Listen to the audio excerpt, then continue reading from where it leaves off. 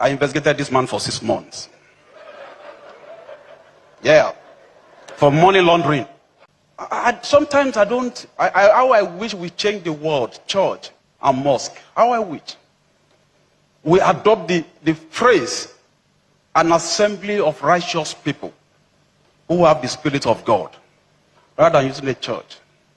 Because over a church, you have pastors, you have bishops. Over a mosque, you have imams. And I tell you, I have a lot of them in my holding facility as I'm talking to you.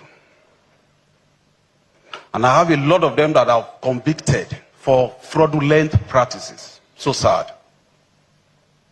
So it's a product of your, it's what comes out of your heart. You're a righteous man. Now I'm going to embarrass you today.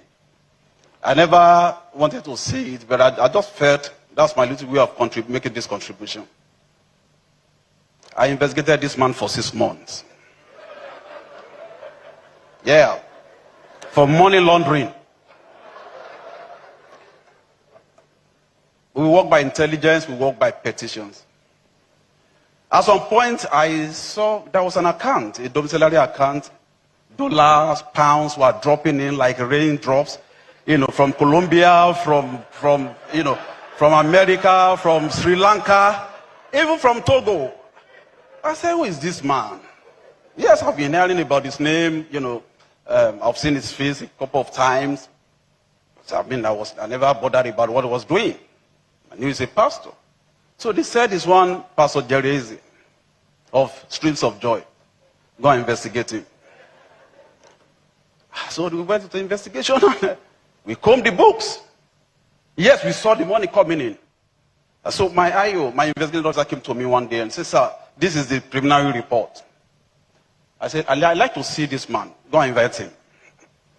So he came to my office. I saw him. I've seen that face, I know. But I didn't know it was him. Because I saw somebody who came in with baggy trousers,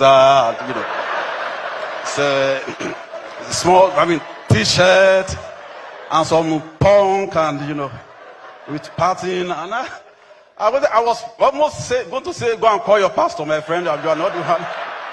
Go and bring your bishop. So upon a second look, I look at the face. I said, okay, you are Pastor Jerry. He said, yes, sir. I said, go sit beside me. So he told me what happens and all of that. And how the money came, what he does, how he has been helping people and all of that. I said, you know what? I didn't call you here to explain to me. We have already done our work. I called you here to commend you.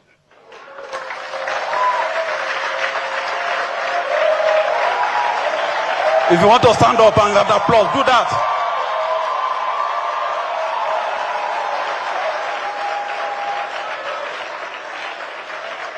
Thank you very much. Please take your seat.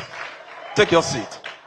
And I said, look, by virtue of my mandate, people identify us at the work we do with criminals, with suspects and all of that. I also have preventive, mandate.